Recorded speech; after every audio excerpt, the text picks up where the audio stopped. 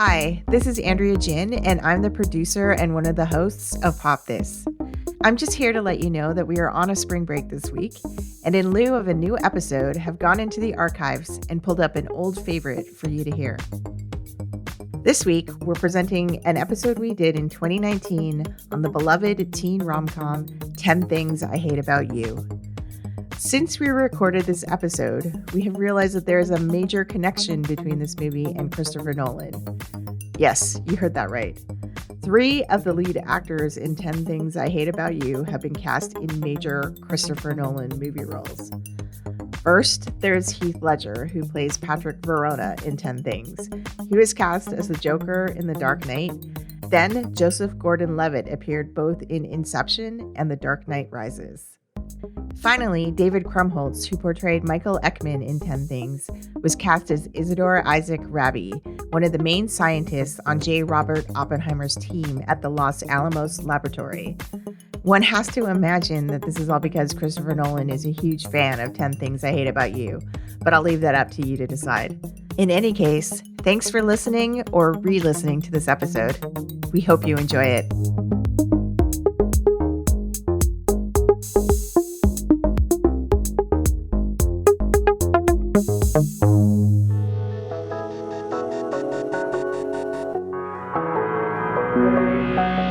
You're listening to Pop This, the podcast where 2 women talk about everything pop culture.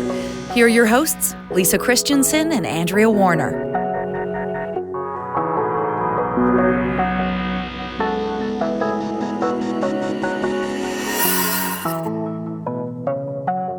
So one of the fun things about our era, our Time's Up, Me Too time, is revisiting some of the past events and looking at them through a different lens, such as Kevin Hart's jokes, the career of R. Kelly. I mean, sure. I really could go on and on. Yep. But this one was recently brought to Twitter's attention, and I thought I would share it. Okay.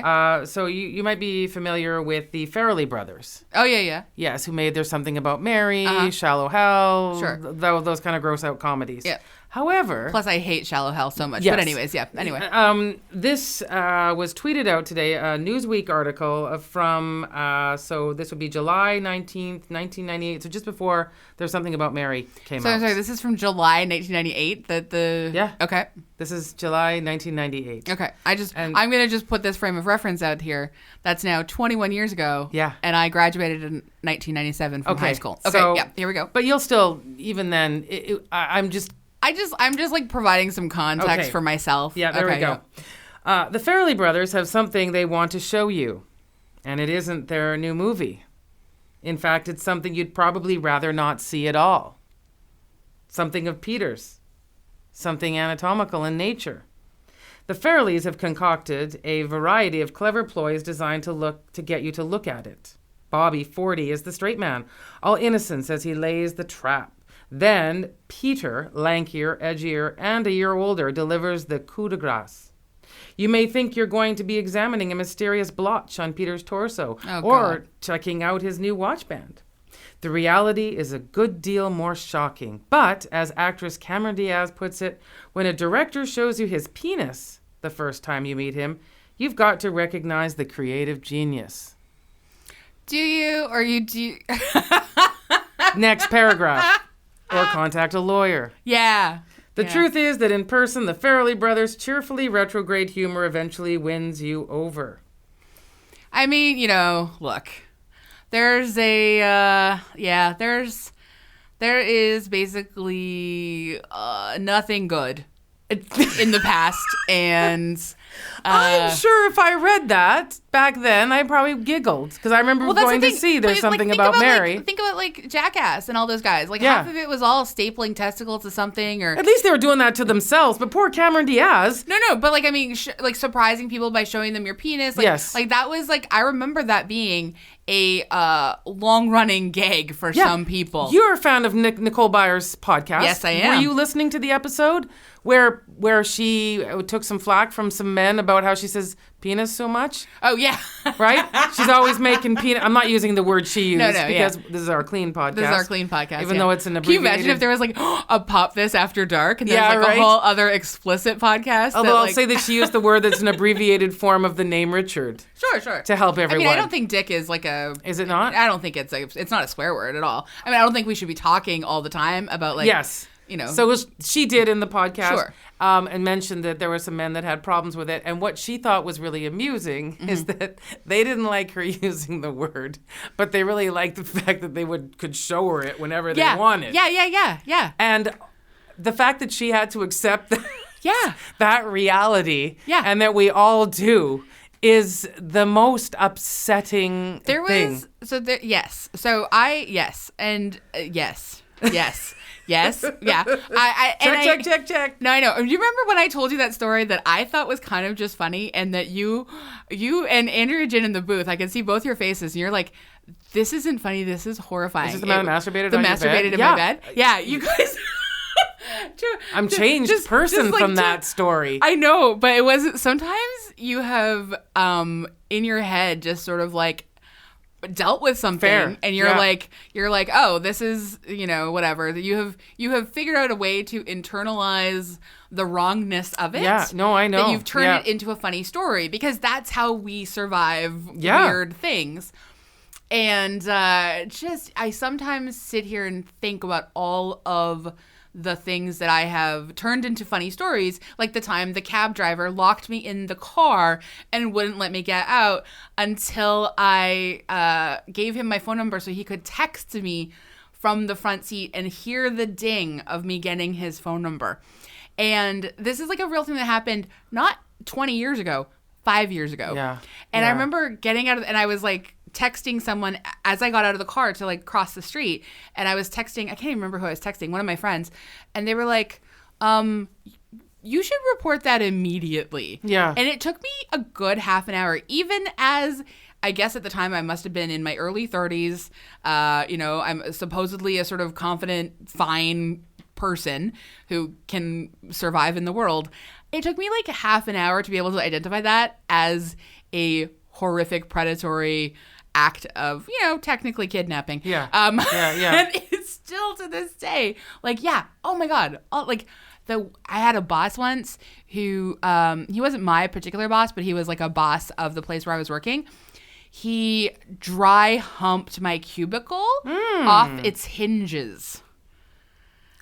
Okay. Yeah, he did get fired for sexual harassment, but not sexual harassment of me. He did even worse stuff to other people. Yeah. But yeah, anyway, sorry. So I just, not to hijack that, but I was just like... No, there's nothing to hijack. Yeah. I'm just, basically what I did is what you were doing, is that we accepted this. Uh-huh. Well, when I went... We accepted these stories as funny. As funny. Yeah, no, when I was writing my first book, We Ought to Know, I would be reading all of these things that people had written about the women that are the subject of the book. And I was doing a lot of reading nonstop. And just like the ways in which male rock writers wrote about all of these women, which we've always seen as being sort of gross and predatory and disgusting, but that they've often presented as it being hilarious, that they're just like, oh, I was just thinking about her like wet lips, whatever, stuff like that. Yes. Yeah. Oh my God. This is, yeah. And listening to You Must Remember This, where it's like not even stories of just like sort of, having to see someone's penis. Yeah. But like just rampant sexual assault everywhere. Oh no, I know. I know. I just it every once in a while I get surprised. Like a penis coming out of nowhere. And I think to myself, that was happening. That's been ongoing. And as you said, we've just assimilated it. Uh-huh. We've allowed it to be normalized. Yeah. And now we're going, this isn't normal. Well, I think we haven't, I want to like just be careful. I don't think we've allowed it to be normalized, but we've had to sort of normalize that's what I meant. We have normalized it to cope. Because otherwise you would be crazy all of the time. And we are. And we are, perhaps, and that's why we can't run countries. Can you imagine, I sometimes think about, like, all the things that, like, probably Cameron Diaz has had to, like... Why do you think she's not in acting anymore? Yeah, I don't blame her at all. She literally has left acting now. Yeah, I can't blame her. Can't blame her at all. I've never liked the Farrelly brothers at all, but But but I mean that's besides the point of them. Well, and that showing their penis on the first day. I gave them a bit with There's Something About Mary because I actually liked that movie. I don't know if I want to see it again now and remind myself how wrong I am and horrible I am, but I just remember thinking that I liked Mary a lot, and actually, I thought she was a really great character. You know what? This is the perfect. I know that we haven't actually talked about this that long. Normally we talk a little bit longer, but it's actually the perfect segue to think about what the environment was in 1998 and maybe why the movie that we're going to talk about felt actually really radical and empowering to me in 1999. Okay, yes, all right. Like I don't want to. I know that. Yeah. No, there's nothing. This is an ongoing. I will find more. Yeah. Oh, me too. I will. For like forever. We have barely touched the surface. No, for sure. Yeah. On our reckoning of the past. Yeah. No, it's gonna keep happening for sure. Yes, it is. God. I don't mean to frighten anyone. There are no penises. We'll be jumping out at you. I'm just throughout the podcast. But also just like No, and a quick. Just because you mentioned at the beginning, but just like a quick. I just want to. Very, very quickly, I haven't watched the series, but I just want to say, like, kudos to Dreamhampton for making the R. Kelly doc. Oh, yes. And I don't know. I mean, we're taping a bit ahead of schedule because I'm going away, so I don't know where it's going to be at that point. But like, the FBI is actually investigating, and there's actually they're like waiting for some women to come forward some now. Stuff, and so I'm just like anyway. And also that a lot of that was happening in like 1994 to 1998 as well. So just some context. Anyways. Yes. Welcome to Pop This. Really, people are wondering, what is this movie now? Yeah, I know. Can you imagine? It is not as alarming as you think it is. No, it's actually like anyway. If you didn't read the title already of this podcast episode, don't be alarmed. You're going to be okay. Yes.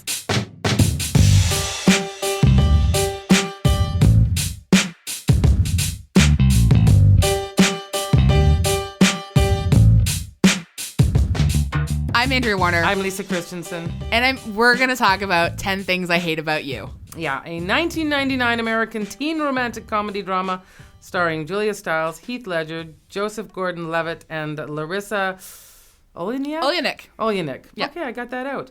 And it is a story written by Karen McCullough, Kirsten Smith, a loose modernization of William Shakespeare's late 16th century comedy, The Taming of the Shrew, retold in a late 1990s American high school setting.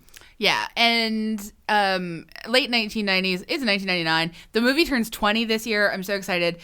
Just the story. New student Cameron, who is played by Joseph Gordon-Levitt, is smitten with Bianca Stratford, who's played by Larissa Oleynik. And in order to get around her father's strict rules on dating, attempts to get bad boy Patrick, Heath Ledger, to date Bianca's ill-tempered sister, Kat Stratford, played by Julia Stiles. The film is titled after a poem written by Kat about her bittersweet romance with Patrick. Much of the filming took place in Seattle metropolitan area at Stadium High School in Tacoma, and it was the breakthrough role for Julia Stiles, Heath Ledger, and Joseph Gordon-Levitt. So it has major teen cred in terms of sort of what this movie meant to a lot of people. Yes. Now, Lisa. Yeah. Tell me how you feel about this movie. I was so bored. And then I went from bored into anger. Yep. So there's a lot of emotions going through me. That's a journey. And then I went through, I have to watch this because we're talking about it, but I don't care about any of these people. You didn't send me any hate mail. I did not. So that was nice. I did not. I was really considering it. Uh-huh. I was considering some serious messages. Actually, I became a lot more interested in this high school in Tacoma, which looks like a castle, and it's a real high school. Yeah. So that kind of kept me going for a while because it definitely You love castles. I love castles. Yep. I had no idea there was this big one in Tacoma. Having spent some time in Tacoma, not a lot, but no. But there's a lot of movies you can definitely that were shot in Seattle that you could go and man, they I don't think that Seattle is quite the character as say Sex and the City of New York. No. But the definite opening shot, they want you to know this is Seattle.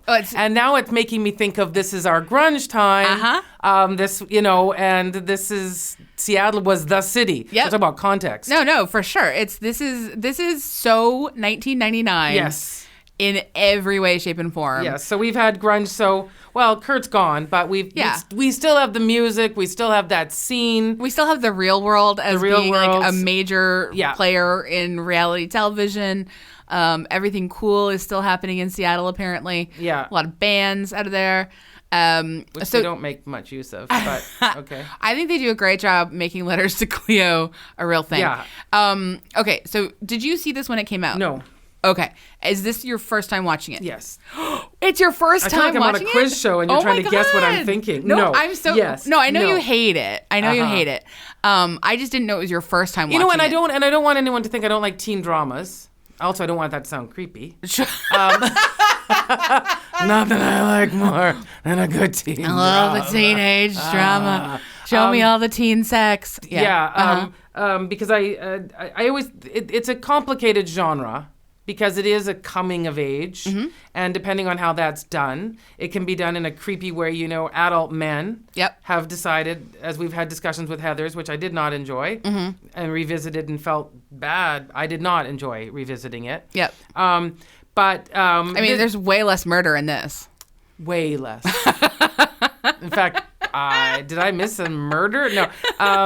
So I would have to say, I think this is right around the time Clueless. Clueless was 1996, 1995, maybe. So we're in a peak teen drama comedy time, and Clueless was a takeoff on Emma. So I don't know if that was influencing this. I'm sure it was. Yeah. There's no way. This feels like it's very influenced by lots of different sort of movies that are very 90s. Yeah. So I would just my quick review, and then we can chat, is that I felt it was flat and dull and didn't have any touch of whimsy or something surreal, something that makes things like a good one to me, like the way, even I can understand why Heathers had a surreal aspect to it, and I can see why people attach to that. And even Clueless had a strange vibe. It was odd. There was an oddness to it, which I enjoyed. And this just was very boring. I didn't care. So I have a very different relationship to it. Yes, you do. I saw it when it came out. In 1999, I would have been 20. So I wasn't that far removed from sort of like my teenage years. And I've always loved teen comedies and teen dramas and things like that. I think I was a little bit starved for characters like Kat. I also loved Shakespeare, and I still love Shakespeare. So I was into like film adaptations of Shakespeare. That was like another thing that I really loved. So this bringing together like... When was Romeo and Juliet then with... 1996 or 1990... The Claire Danes. Yeah. Yeah. That was 1996 or 1997. I can't remember because we did Romeo and Juliet. Yeah, we did. Yeah. And that was a very serious one. And I mean, in general, Taming of the Shrew is funny anyways, and frustrating. But great for like your burgeoning feminist identity as a teenager. So I was still sort of figuring out some stuff, obviously, in 1999. And to this day, 2019, still figuring out stuff. Fixed. No, still such a work in progress. Oh my God. But I thought it was so... Kat, to me, was such a refreshing character in 1999. I mean, she was a little cartoonishly angry feminist. Like there was like a very one-note sort of depiction. I gotta say though, throughout the entire film, I never once got a sense of why she was so angry. I believe that it's supposed to come back to being as simple as her mother has left. Yeah. She has this like kind of overbearing, ridiculous father who has these like very gendered ideas. He was a very charming, lovely man though who cares about her. Sure, but he also thinks that like girls can't say no to sex apparently, and that they're just gonna get pregnant as soon as they leave the house. Shakespeare stuff, so that's why it's weird. I know, but that's the thing. It doesn't really work. But it does because it's like a typical teen comedy is usually these like dad figures who... But they don't say you can't date unless your sister does. No, that's I know. That's straight Shakespeare, and that's weird. Straight Shakespeare. And and I think that's supposed to be the whimsy that you're seeking in like the weird sort of the weird lens that you watch this through, right? Which is that they're not going to change the beats of the actual Taming of the Shrew. they're going to follow those beats and then lay this other story on top of it. And so yeah, I just remember like Kat feeling quite revolutionary because even though she was just sort of like this, privileged young white suburban teenager, she sort of possessed this, sort of like disdainful, critical core that rejected sort of like all the things that we're told you're supposed to be interested in automatically, like Bianca being interested in her younger sister being interested in like the hot guy and just popularity and wanting those sort of like slightly vacuous things. I liked. Even though Heath Ledger never did it for me, Didn't he keep sounding like Chris Hemsworth? And I know it's weird because they're both Australian, but I kept closing my eyes and thinking, this is literally Chris Hemsworth. Well, I just remember thinking he looked so old compared to Julia Stiles, even though he wasn't. Like, he honestly wasn't very old in 1999. He was 27 when he died, and that was in 2006 or something. So he wasn't that old. Yeah. He just happens to have one of those, or happened to have one of those awkward hairlines for his face that made him look like he was basically Dylan romancing Brenda. It was not a good 90210 styled hair. No, it didn't make sense throughout. Was he meant to look like a traditional Shakespeare character? Because everyone else had proper short hair. I think he was meant to be a wild boy who cannot be tamed, and his hair reflects that he refuses to conform. Straight out of the outback. Exactly. To the high school halls of Seattle. Yeah. I mean, he smoked, Lisa. He smoked. Yeah.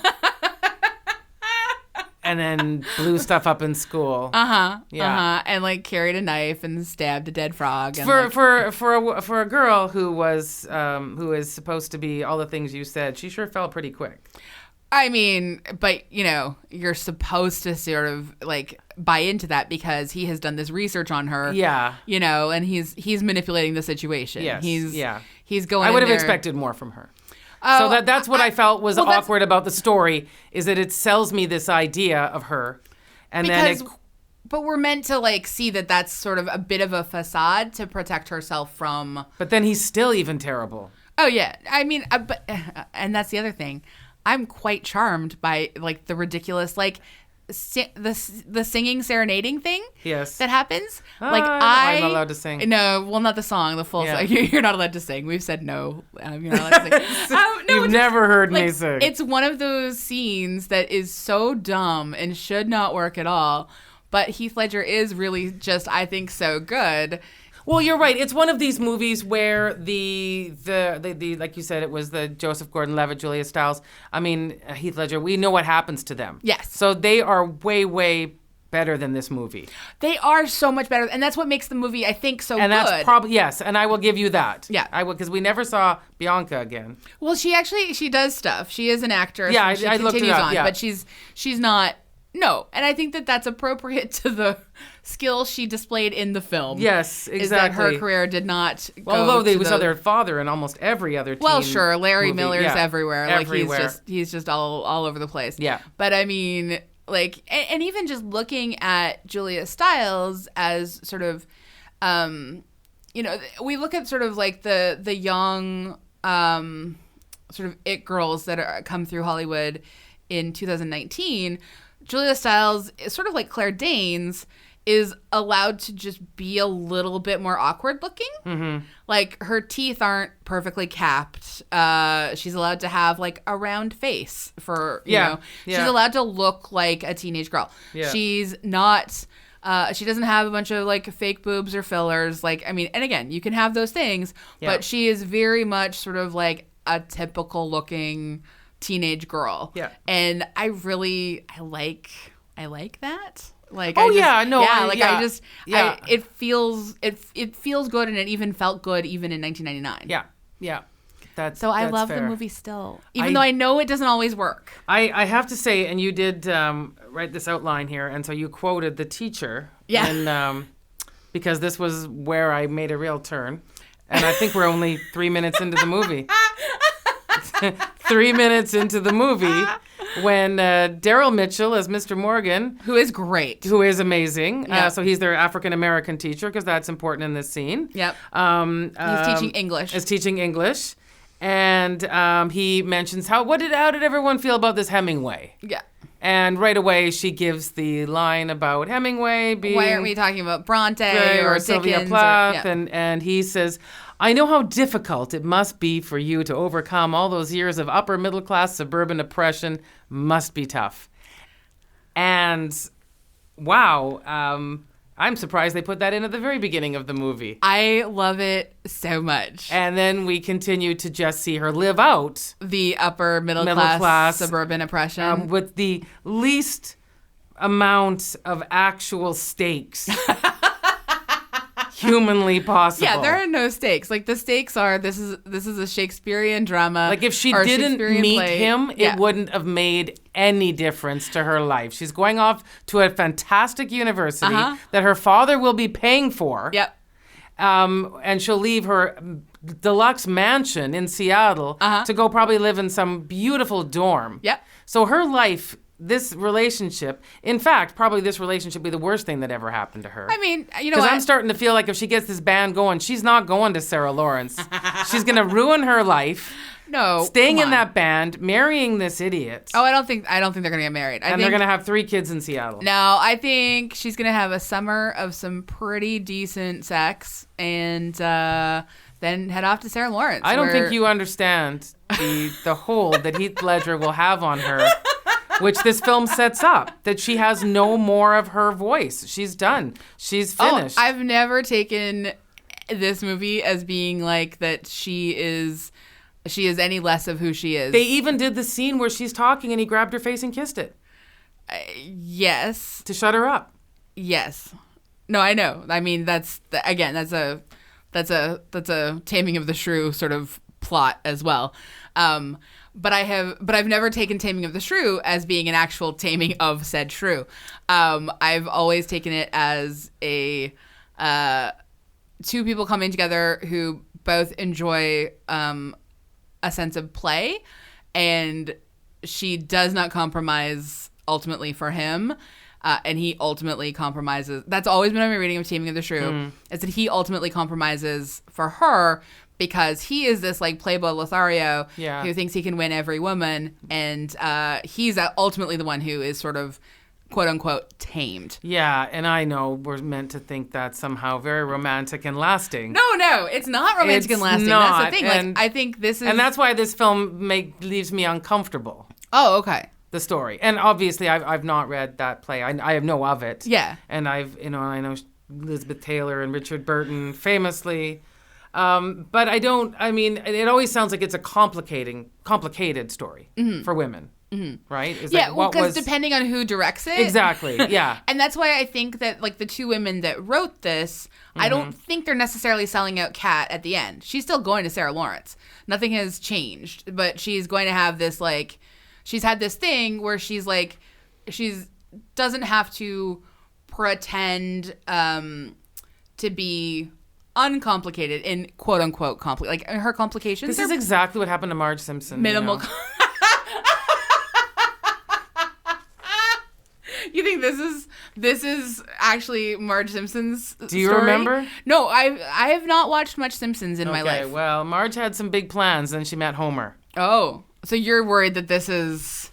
Well, I'm just saying, it's quite a moment at high school graduation to actually have Heath Ledger fall for you, buy you a guitar, and pretend to be the man in love with you, and then you just leave him to go to an all-girls college across the country. Oh, yeah. See, I think this is... I feel she left. I'm not worried about that at all. And I really think we probably can't spend a lot of time worrying about that. We have to just sort of... No, I know. Focus on what the film offers us. And I am telling you that I read more into this story. Okay, so was there any part of... See, the parts of the movie that don't hold up for me in 2019... Her drunk dance on the table? Actually, she's a great dancer. Yeah, she is really good. That's a great dance. That was not drunk dancing. No, that was a great I've seen dance. drunk dancing. Is not attractive. Yeah, this was a good dance. It's falling off of things and vomiting. What doesn't hold up for me very well in 2019 is just, again, how much... all of the female characters are just objectified by these men, and they are all just things that these guys want. The way that Donnie, is it Donnie? Is that his name again? Mr. Male Model, red male car. model, yeah. Joey.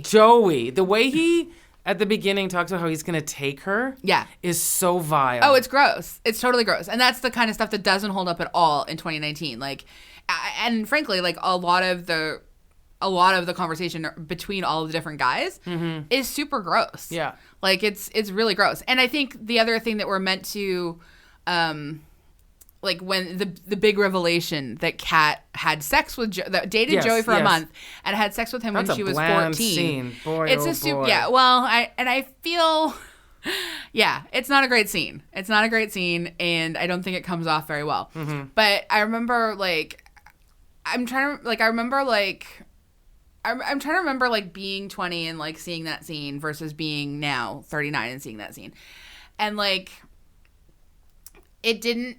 Like, I remember when I was younger, it had a much bigger emotional weight because I think we're always meant to see that Joey is a predator. And he's being, like, cut down at the knees all the time. Like, he's an ineffectual predator. No, she makes the right decision with Joseph there. Yeah, yes, but, yes. but ultimately, like, even Bianca, though, like, she ends up getting to punch Joey at the prom. Like, she's the one who sort of comes in and saves the whole day, as it were. We see that Kat has nothing but contempt for him because, she wouldn't put out anymore, and so he dumped her. And, like, this was her, apparently, turning point where she was going to reject expectations of her from society. I mean, sure, whatever. Not the greatest character arc and, like, sort of justification for one's behavior, but... I think that that's a story that does ring true to some young girls who make the mistake of falling for the popular guy, having sex with them, and then, like, having it kind of ruin their lives a little bit, Like, and that's the thing. The other thing that I really like about it is that it doesn't, like, at no point is it necessarily positioned that sex ruined her life.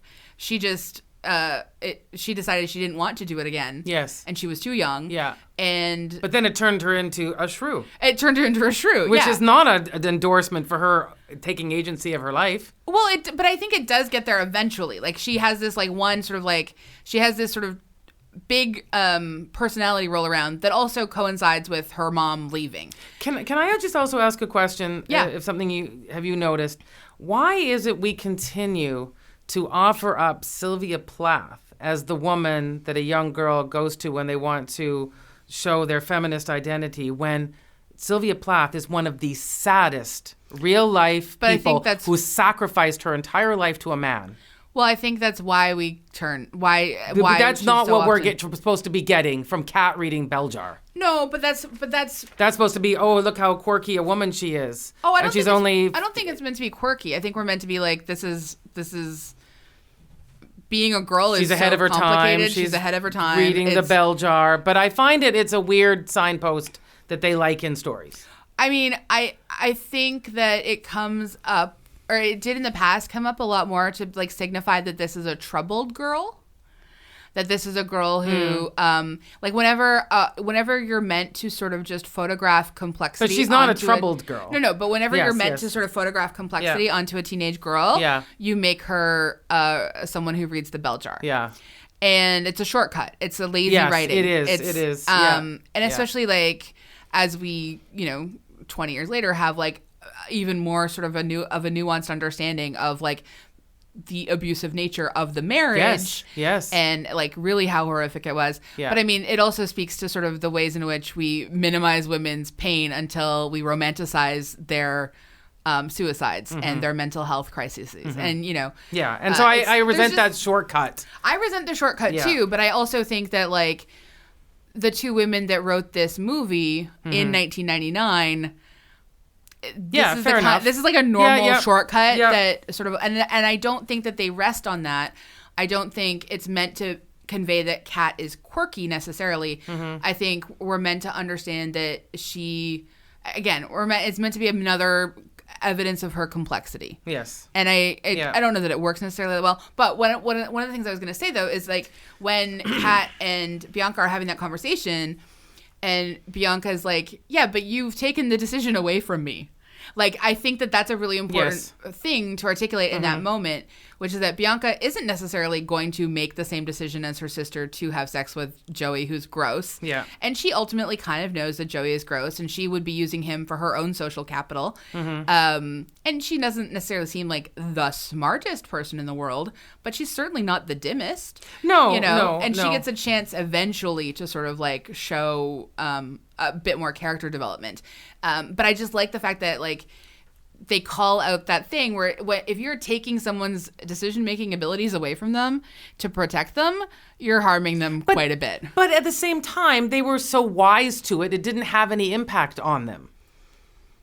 I thought it made Kat sort of like wake up and realize, okay, I don't need to protect my sister anymore, and I don't need to. Well, yeah, for that reason, sure. But I mean, I felt like their father was just more of a annoyance. Oh, he is, and I think he's supposed to be just like. And I mean, I guess in a year where like last year we watched Lady Bird. And then watching this as a teen, this is so fluffy and dumb. Yeah, so I don't attach to her. I feel nothing to her. I don't even feel her angst is real. Where I'm saying, like if I've seen like coming of age or teen dramas where people are very real angst and real anger, and that I didn't get that from this, and yet I thought it was trying to make me feel that. Okay, and I mean I think that it comes from a point of like when you watch it too, right? Like I feel like in 1999 we didn't have a film like Lady Bird that had really existed. Yeah, and so. Kat, I think, was actually a really important character for a lot of young women in 1999 because of the sort of context around like what else we had. Yeah, okay. You know, we've gotten to have much more incredibly complex and interesting female characters. Yes. In the last, even the last 5 years we've been doing the podcast 3.5 years. Yes. And like just think about like the ways in which like some of the characters have changed. Oh yeah. That we've had like that have come out in contemporary I guess films, that's why for me the film didn't like. I understand what you're saying. Yeah.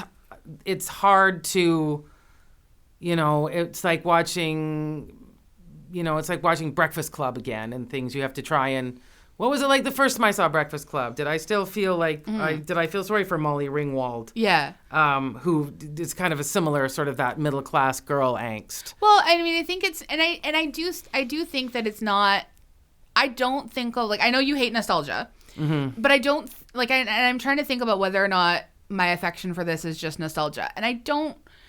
To be fair to me as like someone watching movies, I don't think it is. Like I think I liked it then. And watching it now, I haven't watched it in a really long time. So it's not like the Breakfast Club I've seen a lot compared to this. I haven't watched this maybe since the middle 2000s or something. And I was really pleasantly surprised with the elements that do hold up so well. It made it a little easier to get through the ones that don't hold up at all, which is like the dudes. And some of the comic relief of just like Dave Krumholtz's character, or Krumholtz, is it Dave Krumholtz? God. A lot of the guy who ends up being Shakespeare for... Oh, yeah. He's in lots of stuff, and we've seen him grow up as well. Yeah. And there's a lot of supposed to be comic relief. But the character that Daryl Mitchell plays as Mr. Morgan, he is ahead of his time as a character. And even Allison Janney as Ms. Perky. I mean, these are... Like, and I feel like this is the kind of movie... These are parts that Allison Janney will play until the end of time. But, like, it's so wild to me that, like... And I feel like this is the kind of movie where you see, perhaps... And I would love to read an interview with the writers to see what got neutered and what didn't. Because there is, like, a weirder movie hidden in these adult characters. Sure. Yeah, that would be good. And I guess that was the problem I had. I felt the reason I couldn't... I should, for who I am, be, very apt to sympathize with cat. I should feel that because I've probably said some of her lines, but it didn't feel genuine to me, that her bitterness. I understood wanting to not follow everybody's guidelines for life and all that. But, her choice of dress was there wasn't anything. She wasn't doing anything that she wasn't like a cool goth or something. She wasn't really doing anything particularly interesting. She just was sort of like a temper tantrum kid. Kind of stomping her feet a lot. I mean, you know what? If you can stomp in platform thongs and make it impressive, look, I agree. That's the thing. It's as if they think she's wearing combat boots. Yes, but she's actually wearing platform thongs. Yeah, and those are the kind. And she has a car, even though it's a little beat up. She has a car. No. But these are the things that I kind of enjoy as being this sort of they take these things that should not in any way add up to a character who a bunch of the school is afraid of. Yes. And yet sort of they and are not normal. Like platform thongs are not a threatening shoe. Victoria Beckham wore them a lot. Yes. I mean, unless you have a toe fungus, platform thongs are not a threatening shoe. And also, newsflash everyone, Seattle's cold. It's so cool. What season is it? Yeah, no, I know. It's wild. It's totally wild. I couldn't, but like, I just, there's something so delightful. And Joseph Gordon-Levitt, I mean, I like the fact that this is a movie where he's sort of this like third string person. I like that this movie, because I forgot how much I do enjoy Heath Ledger. Like, even though I was never attracted to him, he's really quite good in this. Oh no, I mean, he's leaps and bounds beyond this. Yeah, it's kind of ridiculous. That's the thing, and I mean, it doesn't really make any sense. Yeah, and Julia Stiles is great as well. Yeah, no, she is too. No, it's all but Heath Ledger. It's like I know. The other guy was meant to be the model, but that's kind of a joke because you've got Heath Ledger there, right? Yeah. Who, honestly, every girl in the school should have been falling all over. Yeah. I mean, but they're all terrified of him. But he's not even that terrifying. Yeah.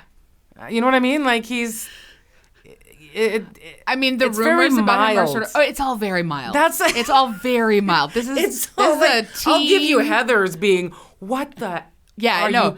Heather's are murdering people. Heather's has real bite. This is not meant to be Heather's No, it's at not. All. But like, it knows its lane. Yes. Do you like Shakespeare adaptations?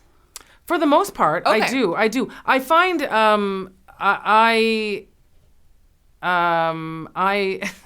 my only issue with Shakespeare always is there's some sort of convoluted, I'll pretend I'm dead and you pretend you're my mom, but dress up like my dad. For sure, yeah. And that stuff I find really unnecessary. Look, man, it's very, people always used to make fun of how much I loved soap operas. Yeah. And then I got to high school and started studying Shakespeare and I was like, hello.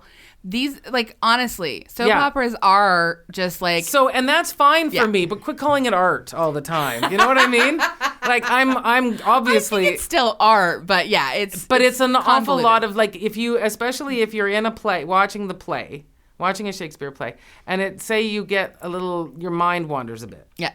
Because you really got to focus on Shakespeare, right? You got to stay with that language. You know who that character is. You have a sense usually because you've seen this before, read this before, and then you get a bit lost, and then all of a sudden you're like, oh no, is he with him or is he dressed up like his own mom? I forget. Is he dead? Maybe he's dead. Maybe she's dead. Is that the ghost? Oh, maybe he's pretending to be. You know what I mean? Yeah. No, I forget names in Shakespeare a lot, and it can get very complicated. And so that is that's not happening in this movie. But there was a bit of that. There was a bit of that in here that made me laugh, which is, all right, here's what I'm gonna go and do. Yes. You know, that bit, like the whole manipulation. So you get him to go out with her, and then I can get her dad. Like, that is, honestly, at some point, one of the guys would have gone, it's a big school. You can date another girl. There is going to be... The machinations are a lot. and then the going to see Heath Ledger and working that thing out, that was multi-layered. Oh, there's always a lot of complex plot happening. Needlessly complex plot. That's the thing. Needlessly complex. But that was the way that they entertained themselves yes, back in the and day. that's fine. So that's the only thing with Shakespeare. I find probably I'm a little more interested in the straight up ones, which sounds weird to say, but like a Richard III. When I've seen that adapted many times, I've always, it's not like I'm identifying with, sad Richard III, but sure. It's the story itself of just, sad, angry. The tragedies. Vengeance, yes. The tragedies are much easier to follow than the comedies generally. Yeah. In Shakespeare, I think. Yeah. Because the comedies are where they really think the So what are you calling trickery. Romeo and Juliet then? Romeo and Juliet is a tragedy. But there's a bit of comedy, but it's not Taming a of lot. the Shrew, though, comedy. Yes. And so my other question to you is going to be, since you haven't read Taming of the Shrew before, or maybe seen any other productions of it, do you think that you tend to prefer Shakespeare adaptations that you're familiar with? Oh, no, not necessarily. No, Okay. because even if you haven't seen it done, you can get a quick... Yeah. I mean, I know what this is about. Yes, I knew what this was about before I saw this. Okay.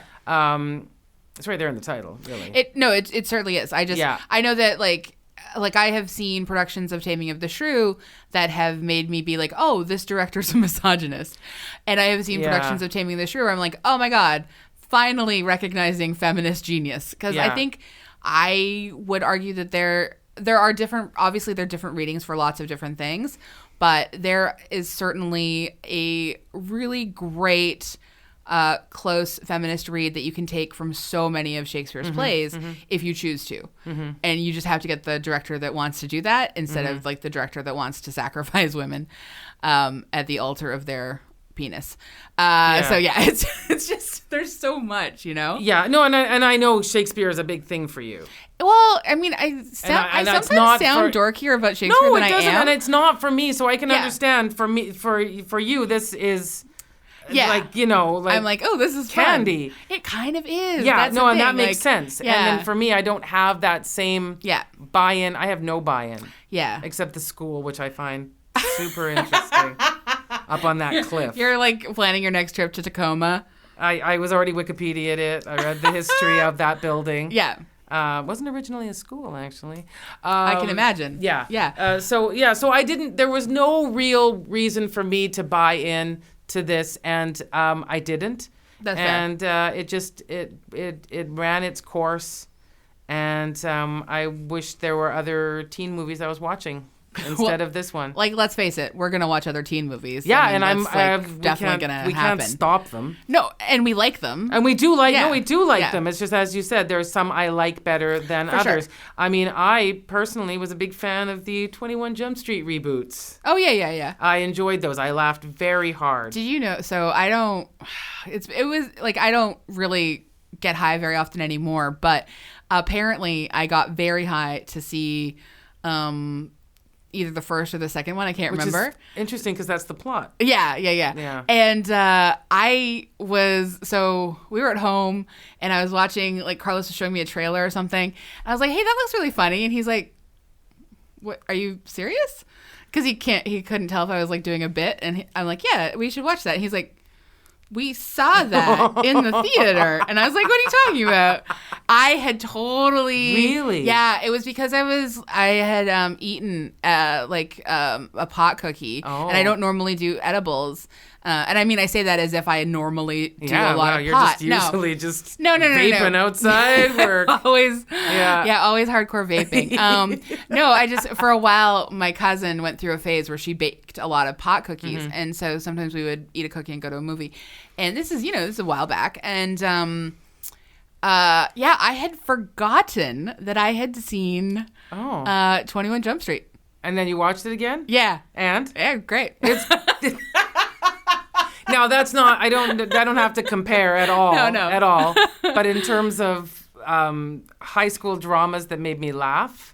Well, it's just such a different thing. Yeah, like it's wildly different though. It's wildly different. I know. There's nothing the same at all. I don't even know why I brought it up.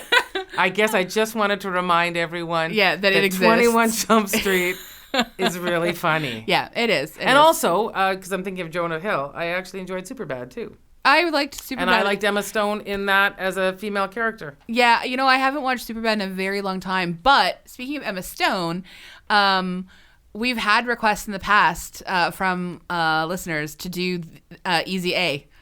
Oh, yes. Now that is an adaptation. An adaptation of the Scarlet Letter. Yeah. So I'd like to do that. I would like to do that as well. I like that. So let's make a mental note here on the podcast. Yes, because I do remember really in terms of being a subversive female working against the stereotypes expected of her. I think that's more successful. I mean, again, it's also like mildly 15 different? Years older and different. Yeah. Sure.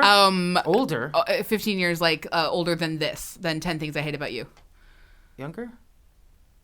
Well, okay, so technically younger, but I'm thinking about time going differently. Oh. So this is from 1999, and Easy A is like 2010 or whatever. Yeah. And so it's just a different time period. Yes, it is. So that's I agree more with so that. what I'm saying is just like there was a little more, perhaps, I don't know. Who knows? Anyways, is there like one Something thing that you actually liked about it? Anything or no? And it's fine. You can hate it. I don't mind you hating it. Well, I mean, I like it sometimes when you hate stuff that I love and vice versa. Yes. I love to hate stuff that you. Well, I didn't intend to. No, I never go into intending. Yeah, I didn't intend. It happened to me, yeah. and then I sat there and. Yeah. Did I like anything at all? It's a 0 pops for you. I can't think of. I didn't even particularly like the soundtrack that much. Oh, the soundtrack was so vital to youth. All right. My youth. Other youth. It's fine. Wow, nothing grabbed you. No. Wow. Oh, no. There was that super cool thing under that bridge that looked like a monster. The troll. The troll. That's the Fremont troll. Yeah, the Fremont troll. Yeah. Although, I have to say, like, they're taking some pretty liberal... that's Tacoma to the Fremont Troll is a long drive. Yeah, it's a super long drive. Yeah, so I like that Fremont Troll. Well, then, have I got some exciting... Fremont's a great neighborhood to hang out in Seattle. I've seen Fremont. Yes, I like it. I didn't know about the troll under the bridge. The troll under the bridge. Have you seen the Lenin statue? Yes, I have. Yeah. And so I'll have to go back and I thought I didn't know it was Fremont. I thought it had another name. No, that's Fremont. Ballard is Ballard, right here. yes, Ballard's that's what I was thinking. Up above it, but Fremont is its own. Okay. Fremont is actually its slogan as its own little place is the freedom to be peculiar. Yeah, I like that. So a friend of mine just moved to Bellingham, and I'll be spending more time there. Mm-hmm. So it's not exactly super fast, I guess. No, but in terms of this movie, it's just next door. Next door. Totally next door. Okay, so I think this movie does pop. Yeah. I love it so much. Mm-hmm. The internet loves it as well. I just want to just point out that there are... So Jezebel, back in like 2014, made a list of like how great 10 Things I Hate About You is. BuzzFeed recapped last year's Twitter love for 10 Things I Hate About You. Yeah. ID also made a case for why 10 Things is almost a perfect film. Huh? Article on Little White Lies talks about how great it is as well. It says, 10 Things I Hate About You can and should be viewed as the ultimate teen movie, bursting through the hellish decade to say a little more about the empowering potential of those defining years. Yet it still manages to bring drama back to a playfully romantic tone, grounding the film in the essential youth dichotomy of intense heartache and sheer, unadulterated fun. I'll just say I'd like to see that movie.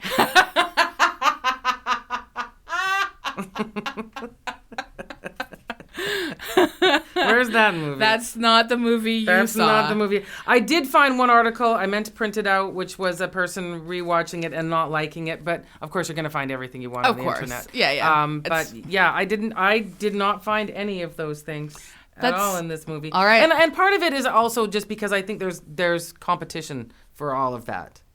Sure. In other teen movies. Sure. I don't know if someone said to me, make a list of the best teen movies I don't think I would add this one. Oh, Entertainment Weekly put it on its list of the 40 or 50 best teen movies. 40, that's all there is, 40 or 50. That's not all there is.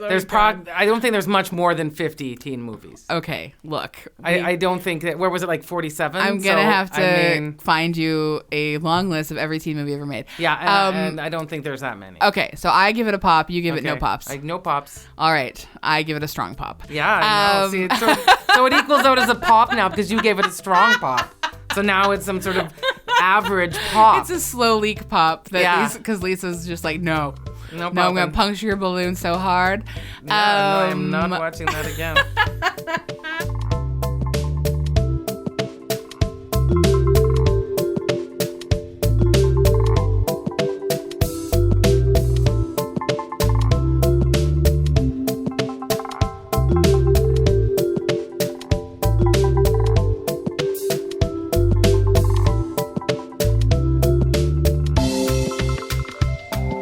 But tell us something you do want to watch or want to pay attention to. Over my holidays, one can sometimes get a bit blue. Sure. And so I went to Netflix and I just wanted to watch something incredibly mindless. This is probably not the way that this show would like to be marketed. But that same day, I had read that Suits would like Meghan Markle to come back for one more season. Like that's not going to happen. No. So I thought I'll watch Suits. Oh my God, I've watched Suits. I love Suits. I went through 2 seasons. Yep. No problem. Jessica, best character in the whole world. Donna, super great as well. Donna is my favorite. I like Jessica as well. But Jessica, Donna, and but Jessica's so powerful. No, I know, and I love it. But Donna is so yeah. No, and I even developed an affection for Lewis. I mean, Lewis is great. Lewis is a great character. I like Meghan Markle in the show as well. No, she's great. No duds. The only dud in Suits is Mike. Yeah, Meghan Markle's it's true. It's suit. true. I mean, someone said to me, they're like, "What do you mean you like Harvey?" I'm like, "Well, at least Harvey's great. Harvey's great. Yeah, Harvey's great. Yeah. No, so I'm super enjoying Suits. Oh, good. I'm excited what for a you. great thing about Netflix. Yeah. Right. I mean, yes, every single day. Like, let's just be honest. Netflix could use a little condo, Marie sure. Kondo, right? Shake out some of that stuff. There's a lot happening. Yeah. And as a lot of their licenses end in the next year, there's going to be even more original content. Yeah. It's not all going to be stellar. No, but a lot of it's pretty great. It's pretty great. Suits isn't Netflix. No, it's not. That's what I'm saying. Yeah. So you're going to be getting a lot more original content. And so you will probably want to go and try some of the older shows that exist on there. That are not going to make it. Yeah. Yeah. And but I do not think she's coming back for an 8th season. Oh, God, no. That's no. bizarre to even. Can you imagine? Yep. This woman who is royal and her whole job now is being royal is going to come back and do your little show filmed in Montreal? No, probably not going to happen. Toronto. Yeah, sorry. Okay. Anyway, but I also there's my thing. That's like Suits that's like as well. a recommendation from 8 years ago. Yeah, no, I like Suits as well. There you go. No shame about that. Yeah. I want to recommend. I went and saw Spider-Man Into the Spider-Verse. Oh, I can't wait to see that. Oh my God, it's so good. Yeah. Okay. It is. That's my next movie. So good. Yeah. It's an animated card. Yeah. It's I like animated shows, so that's fine. But I was not expecting to love it so much. It's wildly good. Great. Amazing. Say no more. I would. I don't want to know anything. I I'm don't not even want tell to know you if there's a anything man about as a spider. No. I want. there's no spider and no men. Weird. I would highly recommend actually if you like 3D. So I didn't see it in 3D, but I'm going to see it a second time in 3D because I liked it so much, and I actually thought the 3D would probably be incredibly effective in this film. It's great. Okay. I highly recommend it. Yay. So good. I'm excited to see it. So good. Yes. It does high school drama perfectly. Oh, really? Yeah. So good. I'll be the judge of that, my friend. Yeah, you will. I will. Thank you so much, everyone, for listening. You could hang out with us on social medias. We have Twitter, Facebook, Instagram. You could rate and review us on iTunes. If you give us 5 stars, that's super awesome. Stream us on Spotify. Play us on Stitcher. Wherever you like to. Just enjoy us wherever you Please. can. Take us portably on a train or Take a us bus everywhere. Or a plane. Can you? Yeah, I guess you can download it. Yeah, you can do it. We record at Vancouver Public Library. Andrea Gin is our producer, and we will see you soon, probably on Netflix. Yeah, probably on Netflix for sure. Yeah. All right. Bye. Thanks. Bye.